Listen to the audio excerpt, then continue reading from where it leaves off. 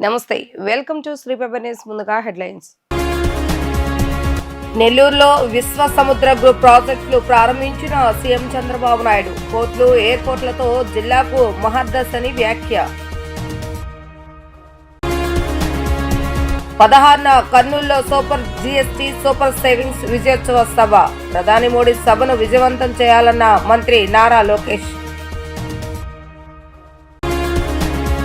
పోర్టులు, విమానాశ్రయాల ఏర్పాటుతో రాష్ట్రం సర్వతోముఖాభివృద్ధి సాధిస్తుందని, ఈ ప్రగతిలో నెల్లూరు జిల్లా కీలక పాత్ర పోషించనుందని ముఖ్యమంత్రి నారా చంద్రబాబు నాయుడు అన్నారు. ఆర్థిక ప్రగతితో పాటు పర్యావరణ పరిరక్షణకు ప్రాధాన్యత ఇవ్వవలసిన అవసరం ఉందని ఆయన స్పష్టం చేశారు. నెల్లూరు జిల్లా వెంకటాచలం మండలం ఈదగాలి గ్రామంలో విశ్వ సముద్ర గ్రూప్ చేపట్టిన పలు ప్రాజెక్టులను ముఖ్యమంత్రి నారా చంద్రబాబు నాయుడు ప్రారంభించారు.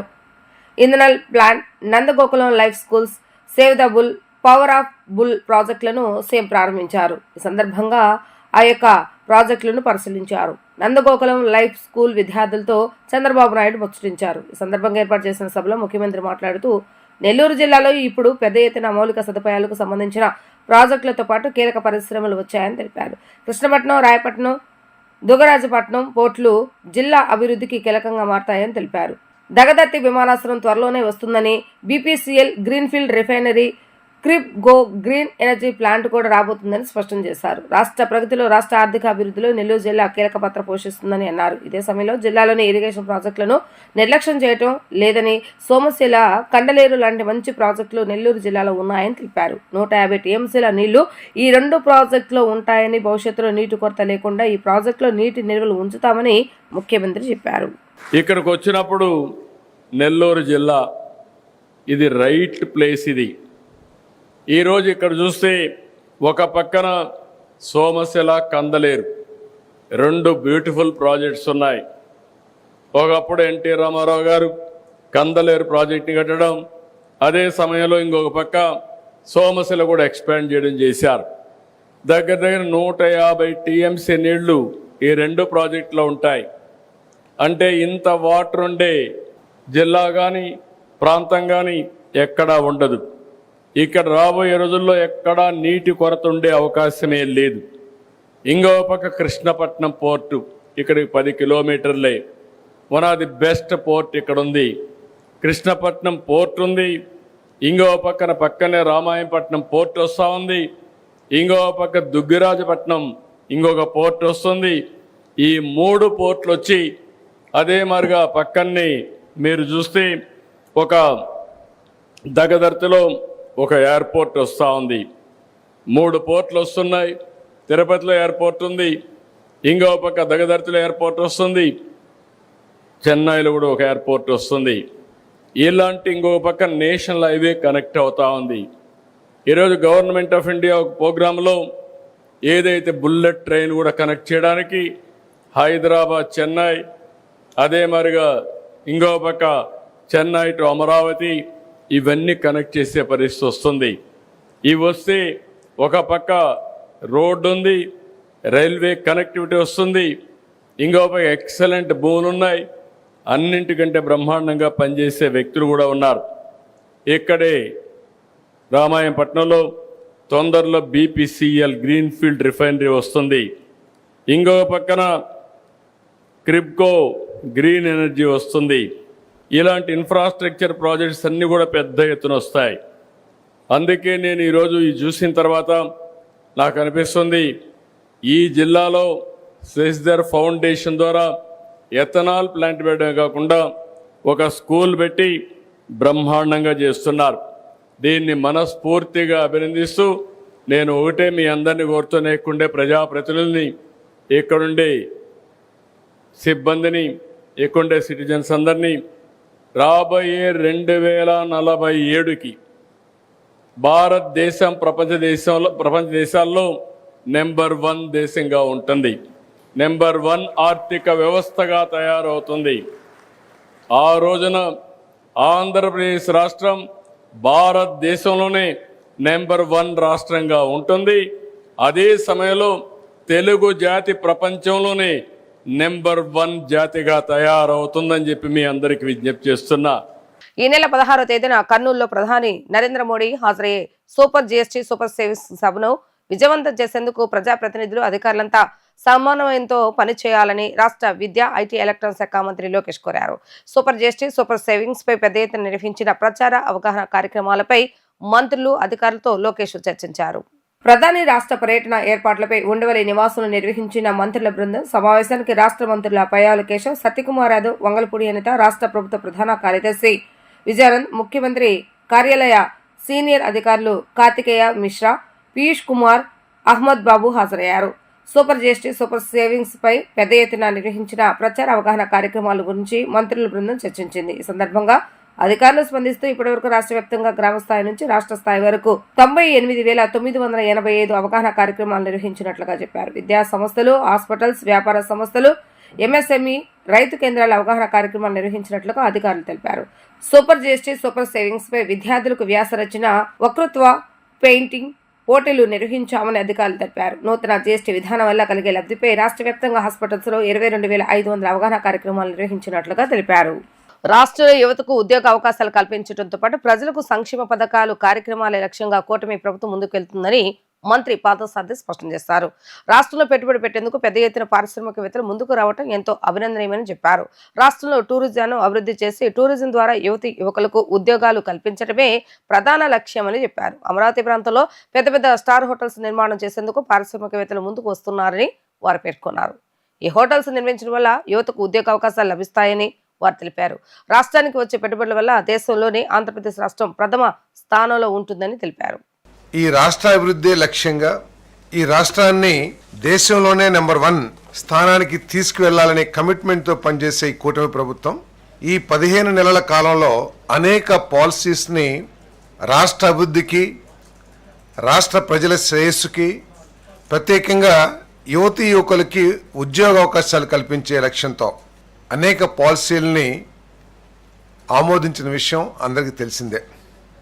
ఈరోజు పర్టికులర్గా AP clean energy policy, AP food processing policy, AP tourism policy, AP IT GCC policy, AP industrial development policy, AP aerospace and defence policy. ఈ పాలసీల ఆధారంగా వచ్చిన పెట్టుబడుల్ని, ఈ పాలసీలో నిర్దేశించబడిన ఇన్సెంటివ్స్ని వారికి ఇచ్చి దాదాపు 1,17,000 కోట్ల రూపాయల పెట్టుబడులు, దాదాపు 65,000-70,000 ఉద్యోగ అవకాశాలు కల్పించే పెట్టుబడులకి ఈరోజు కేబినెట్ ఆమోదం తెలిపిందని చెప్పేసి మనం చేస్తాను. అదేవిధంగా ఏదైతే టూరిజం పాలసీ ఉందో, మరి ముఖ్యమంత్రి గారు మొట్టమొదటి నుంచి కూడా టూరిజం ఒక గేమ్ చేంజర్ లాంటి పాలసీ. మన రాష్ట్రంలో టూరిజాన్ని అభివృద్ధి చేయడానికి అనేక అపారమైన వనరులు, అపారమైన అవకాశాలు ఉన్నాయి. దాన్ని మనం అందిపుచ్చుకొని డెవలప్ చేసినట్లయితే మన రాష్ట్రంలో యువతి యువకులకి మంచి ఉపాధి అవకాశాలు లభిస్తాయి. కాబట్టి దాని మీద దృష్టి పెట్టాలని మరి మంత్రులకు కానివ్వండి, అధికారులకు కానివ్వండి, ముఖ్యమంత్రి గారు మొట్టమొదటి నుంచి కూడా సూచించడం జరుగుతూ ఉంది. దానికోసం ప్రత్యేకమైన ల్యాండ్ పార్సెల్స్ని, ఎక్కడైతే టూరిజం ఎక్కువగా ఇష్టపడతారో ల్యాండ్ పార్సెల్ చేసి వాటిని డెవలప్ చేయడం కానివ్వండి, కేంద్ర ప్రభుత్వం నుంచి నిధులు తీసుకురావడం కానివ్వండి, చాలా పెద్ద ఎత్తున జరుగుతున్న విషయం అందరికీ తెలిసిందే. మరి దాంట్లో భాగంగా మరి చాలా స్టార్ హోటల్స్ ఈ రాష్ట్రంలో ఏర్పాటు చేయడానికి ముందుకొచ్చారని చెప్పేసి మనం చేస్తాను. అమరావతిలో దస్పల్లా అమరావతి హోటల్స్ 200 కోట్ల పెట్టుబడి, 400 మందికి ఉద్యోగాలు, 180 రూములతో 4 స్టార్ హోటల్ని స్థాపించడానికి ముందుకు వచ్చిన ఏదైతే ప్రతిపాదన ఉందో ఆ ప్రతిపాదన ఆమోదించడం జరిగిందని చెప్పేసి మనం చేస్తాను. అదేవిధంగా విఎస్కే హోటల్స్ రిసార్ట్స్ అరకు వ్యాలీలో 55 కోట్ల పెట్టుబడితో 98 మందికి ఉద్యోగాలు లభించే ఒక రిసార్ట్స్ని డెవలప్ చేయాలని చెప్పేసి వచ్చిన ప్రపోజల్ని ఆమోదించడం జరిగిందని చెప్పేసి మనం చేస్తాం. దీంట్లో ప్రత్యేకంగా అభినందించాల్సింది, సపోర్ట్ చేయాల్సింది ఏంటంటే ఈ ప్రమోటర్ ఒక ఎస్టీ వర్గానికి చెందిన వ్యక్తి. స్వయం కృషితో పైకొచ్చి తన స్వంత భూమి 13 ఎకరాలుంటే దాంట్లో ఈ రిసార్ట్స్ దాదాపు అక్కడ నిర్మాణం చేస్తానికి తన 13 ఎకరాల భూమిలో ఈ రిసార్ట్స్ని డెవలప్ చేస్తానికి ముందుకు వచ్చారు. 55 కోట్లు పెట్టుబడి పెట్టి. మరి ముఖ్యమంత్రి గారు ప్రత్యేకంగా ఈ ప్రమోటర్కి అన్ని విధాలు కూడా సహకరించండి, ఎటువంటి ఇబ్బంది లేకోకుండా కూడా ఇది పూర్తి అయ్యేటట్టు చూడమని చెప్పారు. అంతేకాకుండా ఒక సూచన కూడా, ఒక ఆలోచన కూడా చేశారు. ఈ ఏరియాస్లో ఏదైతే ట్రైబల్ ఏరియాస్ ఉన్నాయో అక్కడ టూరిజం డెవలప్ చేయడానికి అవసరమైతే రుణం తీసుకుని దాంట్లో 50% ట్రైబల్స్ని పార్ట్నర్షిప్ ఇచ్చి ఈ హోటల్స్ కానీ రిసార్ట్స్ కానీ డెవలప్ చేసి అవి అవుట్సోర్సింగ్కి ఇస్తే, అంటే ఓబ్రాయ్ కానివ్వండి, తాజిక్ కానివ్వండి, మనం నిర్మాణం చేసి స్ట్రక్చర్ని కానీ ప్రాపర్టీని కనుక వాళ్ళకి ఇస్తే ఆ ప్రాపర్టీస్లో 50% ట్రైబ్స్కి భాగస్వామ్యం కల్పించి మహిళా సమస్యల సత్వర పరిష్కారానికి త్వరలో ఆన్లైన్ పోర్టల్ ఏర్పాటు చేస్తున్నామని రాష్ట్ర మహిళా కమిషన్ చైర్పర్సన్ రాయపాటి శైలజ తెలిపారు. విద్యార్థులు విద్య, కెరీర్పై దృష్టి సారించాలని ఆమె వివరించారు. కురుపం ఘటనను సుమోటాగా స్వీకరించామని, సమస్య ఎక్కడైనా జరిగితే వెంటనే తక్షణమే స్పందించి చర్యలు తీసుకుంటామని అన్నారు. బాలికలు, మహిళలపై అఘాయిత్యాలకు పాల్పడితే కఠిన చర్యలు తప్పు అంటూ ఆమె హెచ్చరించారు. అంతర్జాతీయ బాలికా దినోత్సవాన్ని పురస్కరించుకుని UGC women's studies centre, AP మహిళా కమిషన్ల సంయుక్త ఆధ్వర్యంలో విజయవాడ 1 కేబిఎన్ కళాశాలలో స్పాట్లైట్ సెక్షన్ ను నిర్వహించారు. ఈ సందర్భంగా రాయపాటి శైలజ మాట్లాడుతూ, అంతర్జాతీయ బాలికా దినోత్సవాన్ని ఒకరోజు జరుపుకోవడం కాదని ఏడాది మొత్తం అవగాహన సదస్సులు జరుపుకున్నప్పుడే అద్భుత ఫలితాలు సాధించగలమని అన్నారు. చిన్నారులు, బాలికలు, మహిళలు స్వేచ్ఛగా, సంతోషంగా జీవించే హక్కు కలిగి ఉన్నారని ప్రతి ఒక్కరూ గుర్తించాలని అన్నారు. బాలికలు, మహిళలు చదువుకునే సమయంలో, ఉద్యోగ విధుల్లో ఉన్నటువంటి సమయంలో ఎటువంటి భయం లేకుండా జీవితం కొనసాగించేలా అవగాహన కల్పిస్తున్నామని అన్నారు. రాష్ట్ర మహిళా కమిషన్ విధులు, విధానాలపై ప్రతి ఒక్కరు అవగాహన పెంచుకొని సమస్యల నుండి తమ దృష్టికి తీసుకొని రావాలని సూచించారు. అలాగే ప్రతి ఒక్కరూ మహిళా చట్టాలపై అవగాహన పెంచేలా అవగాహన సదస్సులు నిర్వహిస్తున్నామని అన్నారు. మహిళలు, బాలికలు స్వయంగా తమ కార్యాలయానికి రాలేని పరిస్థితులు ఉండటం, మరొక సందర్భంలో తమ వివరాలు గోప్యత వంటి విషయాలను గుర్తించి ఆన్లైన్ పోర్టల్ను సిద్ధం చేస్తున్నామని అన్నారు. ఆ పోర్టల్లో ఫిర్యాదు నమోదు చేస్తే ఆ ఫిర్యాదు స్టేటస్ కూడా ఎప్పటికప్పుడు తెలుసుకోవచ్చని అన్నారు. కురుపం ఘటనపై రాష్ట్ర మహిళా కమిషన్ సుమోటోగా తీసుకున్నామని అన్నారు. అక్టోబర్ 11 అంటే రేపు మామూలు international girls child day. So దాన్ని పురస్కరించుకొని ఇక్కడ కేబిఎన్ కాలేజ్లో ఈరోజు ఒక సెషన్ అనేది చేస్తున్నారు in association with women's commission.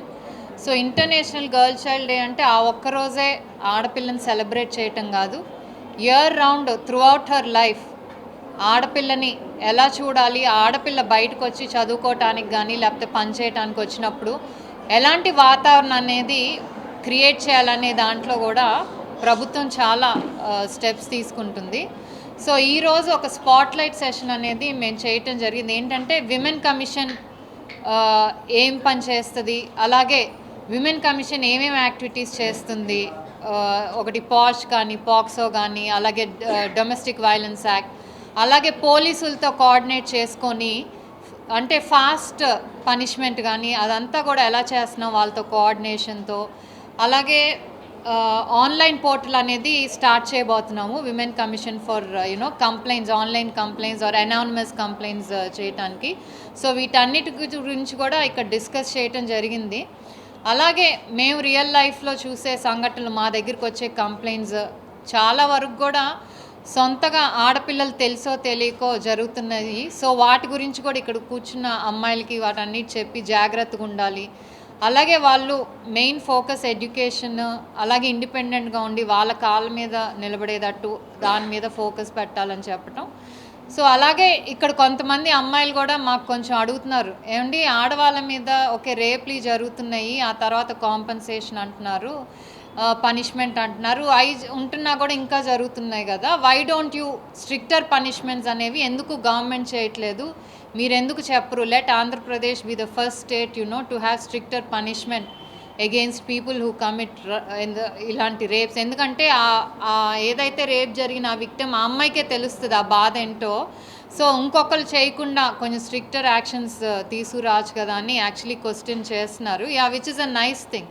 ఎందుకంటే మనం ఎంత చేస్తున్నా, లేకపోతే ప్రభుత్వాలు షీ టీమ్స్ కానివ్వండి, లేకపోతే ప్రభుత్వాలు ఎన్నో ఎఫర్ట్స్ పెట్టి అవేర్నెస్ సెషన్స్ ఇవన్నీ క్రియేట్ చేసినా కూడా ఎక్కడో చోట ఇన్సిడెంట్స్ అనేవి జరుగుతూనే ఉన్నాయి, ముఖ్యంగా ఆడపిల్లల మీద. అట్లీస్ట్ మైనర్స్ పాక్సో కేసులు కానివ్వండి, ఇవన్నీ కూడా జరుగుతూనే ఉన్నాయి. ఇదేంటంటే మనిషి మైండ్ సెట్ అనేది ఒకటి మారాలి. అలాగే ఒక ఆడపిల్లకి అన్యాయం జరిగినప్పుడు పనిష్మెంట్ ఇలా ఉంటుంది, స్ట్రిక్ట్గా ఉంటుంది. సో ఇది చూసి ఇంకొకరు చేయకుండా, ముందుకు రాకుండా పని చేయటానికి అనేది ఒక వాతావరణం అనేది మనం క్రియేట్ చేయాలి. సో దీన్ని ఏంటంటే కేవలం మేము ఒక్కలమే కాదు, ప్రభుత్వం పెద్దలతో కూడా కూర్చొని మాట్లాడి ఎలా మనం ఒక మోడల్ స్టేట్ లాగా, మిగతా స్టేట్స్ కంటే మన ఒక మోడల్ స్టేట్ లాగా ఎలా ఒక అడుగు వేయాలి, స్టెప్ అహెడ్ అనేది కూడా ఇక్కడ మాకు స్టూడెంట్స్ అందరు కూడా మాట్లాడుతున్నారు, which is a very good thing. ఎందుకంటే ఐఎమ్ హ్యాపీ వాళ్ళు క్వశ్చన్స్ అడగటంతో పాటు మేము సేఫ్గా ఉండాలంటే ఇంకా గవర్నమెంట్ ఏం చేయొచ్చు అనేది కూడా మాకు సజెషన్స్ ఇస్తున్నారు. సో ఇలాంటి అవేర్నెస్ సెషన్స్ అనేది ఇక్కడే కాదు, మేము స్టేట్ వైడ్ ఆల్రెడీ రాయలసీమ ఉత్తరాంధ్రలో కూడా చేస్తున్నాము. ఎందుకంటే అవేర్నెస్ సెషన్స్ అనేది కేవలం ఒక అందరూ చేస్తూనే ఉన్నారు, అయినా ఇన్సిడెంట్స్ అనేది జరుగుతున్నాయి. సో దీన్ని ఏంటంటే ఇలాంటి సెషన్స్ కూడా ఒక పార్ట్ ఆఫ్ కరికులంగా చేయాలి స్కూల్స్లో కానీ అనేది ఆల్రెడీ కూడా మేము ఒకసారి ఎడ్యుకేషన్ మినిస్టర్ కూడా ఒకసారి మాట్లాడాము. దీన్ని ఎలా మేము ఇన్ అసోసియేషన్ విత్ అస్ ఎలా ఇంప్లిమెంట్ చేయొచ్చు అనేది కూడా మాట్లాడాము. సో దీని గురించి ఈరోజు యాక్చువల్గా ఇక్కడ డిస్కస్ చేయటం జరిగిందన్నమాట. విజయవాడ సెంట్రల్ నియోజకవర్గంలోని న్యూ రాజరాజేశ్వరిపేటలో గత నెల రోజుల క్రితం అతిసార వ్యాధి ప్రబలి 4 చనిపోగా మరో 1000 మంది నగరంలోని వివిధ ప్రభుత్వ ప్రైవేట్ హాస్పిటల్స్ లో చికిత్స తీసుకోవడం జరిగిందని, ఇలాంటి ఘటనలను కూటమి ప్రభుత్వం పక్కదోవ పట్టించే విధంగా కౌన్సిల్ సమావేశంలో అధికారుల చేత అబద్దాలు చెప్పించడం సరికాదని సిపిఎం రాష్ట్ర నేత సిహెచ్ బాబురావు ఆగ్రహాన్ని వ్యక్తం చేశారు. నగరంలోని శ్రీశ్రీ భవన్లో ఏర్పాటు చేసిన విలేకరుల సమావేశంలో సిపిఎం నేతలు మాట్లాడుతూ న్యూ రాజరాజేశ్వరిపేటలో అనుమతి లేని 4 వాటర్ ప్లాంట్ ద్వారా బయటకు వచ్చిన త్రాగునీరు కారణంగానే ఆ ప్రాంత ప్రజలు అనారోగ్య బారిన పడ్డారని అసత్య ప్రచారాలు చేయటం సరికాదని మండిపడ్డారు. ప్రభుత్వం ఇప్పటికైనా స్పష్టమైన ప్రకటనలు ఎందుకు చేయటం లేదని ప్రశ్నించారు. ఈ ఘటనపై ప్రభుత్వానికి చిత్తశుద్ధి ఉంటే ఉన్నత స్థాయి స్వతంత్ర దర్యాప్తు సంస్థతో న్యాయ విచారణ జరిపించాలని డిమాండ్ చేశారు. విజయవాడ నగరంలో న్యూ రాజరాజేశ్వరిపేటలో అతిసార డయేరియాతో 4 చనిపోయారు. సుమారుగా 1000 మంది ఆసుపత్రి పాలయ్యారు. అధికార లెక్కలు మాత్రం 380 మందినే చూపిస్తూ ఉన్నారు. దాదాపు నెల రోజులు గడిచింది. ఇప్పటి వరకు ప్రభుత్వంలో ఉలుకు పలుకు లేదు. పైపెచ్చు తమ తప్పులని కప్పిపుచ్చుకోవటానికి విజయవాడ నగరపాలక సంస్థ కౌన్సిల్లో అధికారుల చేత కూటమి ప్రభుత్వం అబద్ధాలు చెప్పిస్తూ ఉంది. ఇది బాధ్యత రాహిత్యం. అంతేకాదు అవాస్తవాలతో తప్పులని కప్పిపుచ్చేటువంటి నేరపూరితమైన చర్యలకి కూటమి ప్రభుత్వం పూనుకుంటూ ఉంది, ప్రజాప్రతినిధులు పూనుకుంటూ ఉన్నారు. మా మున్సిపల్ కార్పొరేషన్ మంచినీళ్ళు బాగానే ఉన్నాయి. ప్రైవేటు ఆర్ఓ ప్లాంట్లో 4 వచ్చిన నీటి వల్లనే ఈ అతిసార వచ్చింది. కాబట్టి మా తప్పు లేదు. అవి కూడా అనుమతి లేని వాటర్ ప్లాంట్లు, వాటిని సీజ్ చేశామని చెప్తున్నారు. ఈ ప్రభుత్వానికి సిగ్గుండాలి. రాష్ట్రం నడిబొడ్డున 100 మంది ఆసుపత్రి పాలై అల్లకల్లోలమైతే చల్లం లేదు. అబద్ధాలతో ప్రజలని నమ్మించే ప్రయత్నం చేస్తూ ఉన్నారు.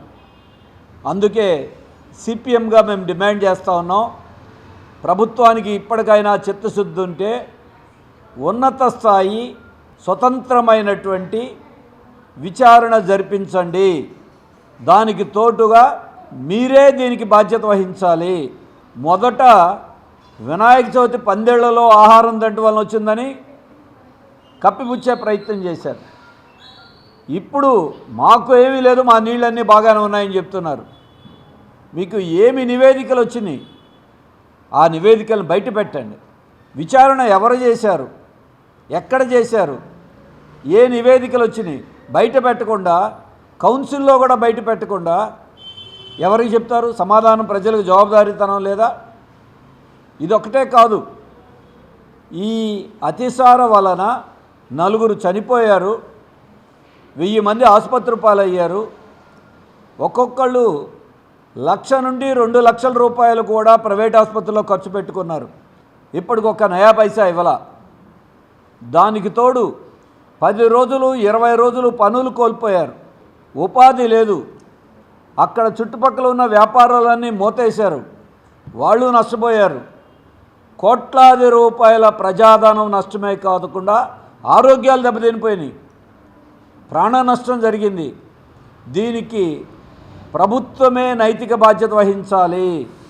అందుకే మృతుల కుటుంబాలకి 10 లక్షల రూపాయలు తక్కువలో తక్కువ కాకుండా సహాయం చేయడంతో పాటుగా ఎవరైతే ప్రైవేట్ ఆసుపత్రిలో వైద్యం చేయించుకున్నారో వాళ్ళందరికీ అయిన ఖర్చులు మొత్తం ముఖ్యమంత్రి నిధి నుండి సహాయం అందించాలి. గన్నవరం పోలీస్ స్టేషన్ జిల్లా నూతన ఎస్పీ బి విద్యాసాగర్ నాయుడు ఆకస్మికంగా తనిఖీ చేశారు. పలు ఫైళ్లను క్షుణ్ణంగా పరిశీలించి తగు సూచనలు ఇచ్చారు. అనంతరం మీడియాతో మాట్లాడుతూ జనరల్ విజిట్ లోనే పోలీస్ స్టేషన్ ను తనిఖీ చేయడం జరిగిందని అన్నారు. స్టేషన్ లో పలు ఫైళ్లను పరిశీలించడం జరిగిందని, స్టేషన్ భవనం శిథిలా వ్యవస్థకు చేరిందని తెలిపారు. నూతన భవన నిర్మాణానికి ప్రపోజల్ పంపడం జరిగిందని, సిబ్బంది కొరత రాష్ట్ర వ్యాప్తంగా ఉందని, కొత్త రిక్రూట్మెంట్ అయితే గానీ ఈ సమస్య తీరదని స్పష్టం చేశారు. ఈ మధ్య కాలంలో రోడ్డు ప్రమాదాలు ఎక్కువగా అవుతున్నాయని, రోడ్డు ప్రమాదాల నివారణపై కూడా స్పాట్లు కనిపెట్టి తగు చర్యలు తీసుకుంటామని ఆయన హామీ ఇచ్చారు. సర్ప్రైజ్ విజిట్ చేయడం జరిగింది. ఇది సాధారణ తనిఖీలో భాగంగా ఇక్కడ ఉండే స్టేషన్ రికార్డ్స్ కానివ్వండి, సిబ్బంది పనితీరు, బేసిక్ అసెస్మెంట్ కోసం జిల్లాలో కొత్తగా వచ్చినందున ఈ పోలీస్ స్టేషన్ విజిట్స్లో భాగంగా ఇది రొటీన్గా ఇన్స్పెక్షన్ చేయడం జరిగింది. ఇక్కడ వచ్చేసి క్రైమ్ రికార్డ్స్ కానీ ఈ మెయింటైన్ అవుతున్నాయి, కానీ ఇంకా కొన్ని ఇంప్రూవ్మెంట్స్ చేసుకోవాల్సిన అవసరం ఉందని చెప్పి ఎస్హెచ్ఓస్కి సూచించడం జరిగింది.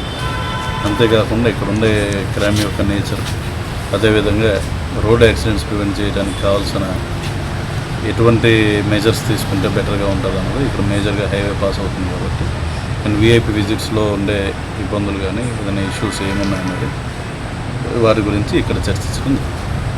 ఆల్రెడీ స్టేషన్ పాడైపోయిన పరిస్థితికి వచ్చింది కాబట్టి దానికోసం ప్రపోజల్స్ పెట్టాము. It is under process. విఐపీలకి మనకి ఎయిర్పోర్ట్ సంబంధించి కూడా ప్రతిరోజు విఐపీలకి బందోబస్తులు అనేది అధికంగా ఉంటుంది. స్టాఫ్ చూస్తేనేమో కొరత అంటున్నారు. ఇక్కడ దాని మీద మీరేమన్నా స్టాఫ్ సిబ్బంది కొరత అనేది ఒక స్టాక్ వస్తుంది. సిబ్బంది కొరత మొత్తం ఆంధ్రప్రదేశ్ పోలీసులో అన్ని పోలీస్ స్టేషన్లో ఉన్నాయి. దీంట్లో కాదు, దానికోసం రాష్ట్ర ప్రభుత్వం రిక్రూట్మెంట్ అనేది పెట్టింది కాబట్టి వాళ్ళకి ట్రైనింగ్ అయ్యి వస్తే సిబ్బంది కొరత అనేది కొంతవరకు తగ్గుతుంది. ఇది కాకుండా సబ్సిక్వెంట్గా కూడా నోటిఫికేషన్స్ రిలీజ్ అయ్యే అవకాశం ఫర్దర్గా కూడా ఉంటుంది. అవి వచ్చినప్పుడు ఆటోమేటిక్గా ఇట్స్ ఎ న్యాచురల్ ప్రాసెస్. అంటే మనకి ఒక్క పోలీస్ స్టేషన్లో ఉండే ఫెనామినన్ కాదు, స్టేట్ వైడ్ ఫెనామినన్. గన్నవరం మండలం బీబీగూడెం పురుషోత్తపట్నం గ్రామాల్లో ఏర్పాటు చేసిన కాకస్ గోడలను రెవెన్యూ, పోలీస్, ఫైర్ అధికారులు తనిఖీ చేశారు. గోడ లైసెన్స్, ఫైర్ సేఫ్టీ పనితీరును tahsildar K Sivaiah, SI Kishore, fire SI Sheikh Jan Ahmed పరిశీలించారు. ఈ సందర్భంగా తహసీల్దార్ శివయ్య మాట్లాడుతూ జిల్లా కలెక్టర్ ఆదేశాల మేరకు మండలంలోని 3 కాకస్ గోడలను రెవెన్యూ, పోలీస్, ఫైర్ డిపార్ట్మెంట్లు కలిసి తనిఖీ చేయడం జరిగిందని వారు తెలిపారు. గోడ లైసెన్స్, ఫైర్ సేఫ్టీ పనితీరు పరిశీలించడం జరిగిందని అన్నారు. మండలంలో ఎక్కడైనా అనధికారికంగా కాకస్ నిల్వలు ఉంచితే చర్యలు తీసుకుంటామని హెచ్చరించారు. రెవెన్యూ, పోలీస్ పర్యవేక్షణ నిరంతరం కొనసాగుతుందని, ఎక్కడైనా అనధికారికంగా అమ్మితే 100కి కాల్ చేసి ఫిర్యాదు చేయాలని ప్రజలకు విజ్ఞప్తి చేశారు. కలెక్టర్ గారి యొక్క ఆదేశాల మేరకు అలా ఫైర్ డిపార్ట్మెంట్, పోలీస్ డిపార్ట్మెంట్, అలాగే రెవెన్యూ డిపార్ట్మెంట్ నుంచి మేము కూడా అందరం కూడా మండలంలో ఉన్నటువంటి ఈ క్రాకర్స్ గోడౌన్స్ని తనిఖీ చేశాము. మనకి బాహుబలేంద్రగూడెంలో 2 గోడౌన్స్, మెయిన్ గోడౌన్స్ ఉన్నాయి. ఒక 2 lakhs కెపాసిటీతో ఒకటి, అలాగే ఇంకొక గోడౌన్ కూడా ఒక 15,000 కెపాసిటీతో ఉంది. అక్కడే రెండు లైసెన్స్లు ఉన్నాయి అక్కడ కూడా. అలాగే పురుషోత్తపట్నంలో కూడా 2 lakhs కెపాసిటీతో ఇంకో గోడౌన్ ఉంది. ఇదంతా కూడా వీళ్ళంతా కూడా శివకాశి నుంచి సరుకు తీసుకొచ్చుకోవడం, ఇక్కడ స్టోర్ చేసుకోవడం చేస్తున్నారు. ఇక్కడ ఎవరు కూడా తయారు చేయడం కానీ ఇది ఏమీ లేదు. జస్ట్ వీళ్ళంతా కూడా స్టోర్ చేసుకుని హోల్సేలర్స్కి ఇచ్చుకుంటారు. దీని అంతా కూడా నామ్స్ ప్రకారం వీళ్ళకి లైసెన్స్ ఉందా లేదా, L3 లైసెన్స్ ఉందా లేదా, అలాగే L2 లైసెన్స్ ఉందా లేదా, ఫైర్ డిపార్ట్మెంట్ నుంచి నామ్స్ ప్రకారమే వీళ్ళంతా కూడా పెట్టారా లేదా, అలాగే GST వీళ్ళకి ఉందా లేదా, లేబర్ లైసెన్స్ ఉందా లేదా, ఇక్కడ పనిచేసే వర్కర్స్ అందరికీ కూడా ఆ లైసెన్స్ ఇన్సూరెన్స్ చేయించారా లేదా అనేది కూడా వెరిఫై చేశాము. అలాగే ఏదన్నా ఇన్ కేస్ అంతా మొత్తం ముందస్తు జాగ్రత్తలు తీసుకుంటున్నాము. అలాగే వాటర్ కూడా వీళ్ళకి ఫైర్ అలార్మ్స్ ఉన్నాయా లేదా, స్మోక్ అలార్మ్స్ ఉన్నాయా లేదా చెక్ చేయడం జరిగింది. యాజ్ పర్ ది నామ్స్ ఉన్నాయి, అందరికీ కూడా లైసెన్స్లు ఉన్నాయి. There is no issue. ఒక యజ్ఞనారాయణ అనే అతనికి మాత్రమే, భవానీ ఫైర్ వర్క్స్ మాత్రమే ఫైనల్ లైసెన్స్ రావాలి. అది 1 or 2 daysలో అతను సబ్మిట్ చేస్తానని చెప్పాడు. ఇంకా మనకి దీపావళి 20వ తారీఖు కాబట్టి వీళ్ళు అతని దగ్గర నుంచి తీసుకొచ్చుకుంటాము. అలాగే మిగతా ఎక్కడ కూడా మండలంలో ఏ విధమైన అనాథరైజ్డ్ పాయింట్లు లేకుండా మేము పెట్రోలింగ్ చేస్తాము. అలాగే మా VROస్ని, అలాగే కానిస్టేబుల్స్ని కూడా అందరినీ కూడా తిప్పడం జరుగుతుంది. ఎవరైనా సరే ప్రజలు కూడా ఎక్కడైనా సరే అనాథరైజ్డ్గా డంప్ కానీ ఇలా ఏదైనా అమ్ముతున్నట్టు తెలిస్తే మాకు ఫోన్ చేయవచ్చు, 100కి ఫోన్ చేయవచ్చు. మేము ఖచ్చితంగా యాక్షన్ తీసుకోవడం జరుగుతుంది. తెలుగుదేశం పార్టీ విద్యారంగాన్ని దేశ భవిష్యత్తుకు పునాదిగా భావిస్తుందని, అందుకే రాష్ట్రంలో టీడీపీ అధికారంలో ఉన్న కాలంలో ఏకంగా 2 లక్షల మంది ఉపాధ్యాయ పోస్టులు భర్తీ చేసిన ఏకైక పార్టీ తమదే అని ఆ party state organising secretary Nadendla Brahmam చెప్పారు. ప్రస్తుతం రాష్ట్రంలో ఉన్న 1,96,000 మంది ఉపాధ్యాయులు టీడీపీ హయాంలో ఉద్యోగాలు పొందిన వారేనని ఆయన స్పష్టం చేశారు. విద్యారంగాన్ని మెరుగుపరచడం, ఉపాధ్యాయులకు అత్యధిక ప్రాధాన్యత ఇవ్వడం ద్వారా సామాజిక అభివృద్ధి సాధ్యమవుతుందని లోకేష్ విశ్వసిస్తున్నారన్నారు. 2019 ఎన్నికల ముందు వైసీపీ అధినేత జగన్మోహన్ రెడ్డి 2 లక్షల ఉపాధ్యాయ పోస్టులు భర్తీ చేశానని, మెగా డిఎస్సీ ప్రకటిస్తానని హామీ ఇచ్చిన అధికారంలోకి వచ్చాక 5 ఏళ్లలో కనీసం ఒక్క డిఎస్సీ కూడా ప్రకటించలేదని విమర్శించారు. ఆనాడు చంద్రబాబు నాయుడు గారైనా నేడు లోకేష్ గారైనా సరే ఉపాధ్యాయులకు అత్యధిక ప్రాధాన్యత ఇస్తూ వచ్చారు. భవిష్యత్తు తరాలను ఉపాధ్యాయులే తీర్చిదిద్దుతారు. ఉపాధ్యాయులు తీర్చిదిద్దిన విద్యార్థుల ద్వారానే ఈ యొక్క దేశం నిర్మితమవుతుంది, రాష్ట్రాలు నిర్మితమవుతాయనే ఉద్దేశంతో మరి తెలుగుదేశం పార్టీ అధికారంలోకి వచ్చిన తర్వాత, తెలుగుదేశం పార్టీ పుట్టిన తర్వాత ఈ ఆంధ్రప్రదేశ్ రాష్ట్రంలో 2 లక్షల మంది ఉపాధ్యాయుల పోస్టులు భర్తీ చేసినటువంటి ఏకైక పార్టీ, ఏకైక ప్రభుత్వం తెలుగుదేశం ప్రభుత్వం, తెలుగుదేశం పార్టీ అని చెప్పేసి నేను గర్వంగా చెప్తా ఉన్నాను. అంతేకాకుండా మొన్న ఏదైతే 2019 ఎన్నికల ముందు జగన్మోహన్ రెడ్డి 2 లక్షల ఉపాధ్యాయుల పోస్టులు భర్తీ ఉన్నాయి, నేను అధికారంలో రాగానే జాబ్ క్యాలెండర్ ద్వారా మెగా డిఎస్సీ ప్రకటించి భర్తీ చేస్తానని చెప్పేసి ఊరు గ్రామం తిరిగి, గల్లీ తిరిగి మరి నిరుద్యోగులకు, యువతకు చెప్పి అధికారంలోకి వచ్చిన తర్వాత జంబో డిఎస్సీ అన్నాడు, మెగా డిఎస్సీ అన్నాడు, మినీ డిఎస్సీ అన్నాడు. కానీ 5 సంవత్సరాల్లో ఒక్క డిఎస్సీ కూడా ప్రకటించకుండా యువతని, విద్యార్థుల్ని మోసం చేసినటువంటి నాయకుడు జగన్మోహన్ రెడ్డి అయితే, పాదయాత్రలో నారా లోకేష్ గారు యువగలంలో నడుస్తున్న సందర్భంలో ఏ గ్రామానికి వెళ్ళినా, ఏ మండలానికి వెళ్ళినా, ఏ నియోజకవర్గానికి వెళ్ళినా మేము డిఎస్సికి ప్రిపేర్ అయ్యాము, 5 సంవత్సరాలుగా మేము నమ్మాము, ఓట్లేసాము, 5 సంవత్సరాల్లో ఒక డిఎస్సి వేయకపోగా మమ్మల్ని మోసం చేశారని చెప్పేసి లోకేష్ గారి దృష్టికి వస్తే, లోకేష్ గారు ఆ రోజున అధికారంలోకి వచ్చిన తర్వాత తొలి సంతకం డిఎస్సి మీద పెడతామని చెప్పేసి హామీ ఇచ్చారు. ఇచ్చినటువంటి హామీలో భాగంగా నారా లోకేష్ గారు ఈ రాష్ట్ర ముఖ్యమంత్రి నారా చంద్రబాబు నాయుడు గారిని ఒప్పించి ప్రమాణ స్వీకారం తర్వాత తొలి సంతకం డిఎస్సి మీద పెట్టి ఇచ్చినటువంటి హామీని నిలబెట్టుకునేటువంటి ప్రాసెస్లో భాగంగా 150 రోజుల్లో 16,347 ఉపాధ్యాయుల భర్తీ చేసినటువంటి ఏకైక మంత్రి నారా లోకేష్ గారు, ఏకైక ముఖ్యమంత్రి భారతదేశంలో నారా చంద్రబాబు నాయుడు గారు అని చెప్పేసి తెలియజేస్తా ఉన్నాను. వార్తలు ముగించే ముందు హెడ్లైన్స్ మరొకసారి. నెల్లూరులో విశ్వ సముద్ర గ్రూప్ ప్రాజెక్టులు ప్రారంభించిన సీఎం చంద్రబాబు నాయుడు. పోర్టులు, ఎయిర్పోర్ట్లతో జిల్లాకు మహర్దశని వ్యాఖ్య. 16న కర్నూలులో సూపర్ జీఎస్టీ సూపర్ సేవింగ్స్ విజయోత్సవ సభ.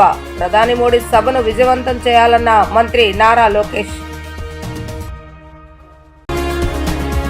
ఇవి రోజు వార్తా విశేషాలు. మరలా 3 ప్రసారమయ్యే వార్తలు మళ్ళీ కలుద్దాం. అంతవరకు సెలవు, నమస్కారం.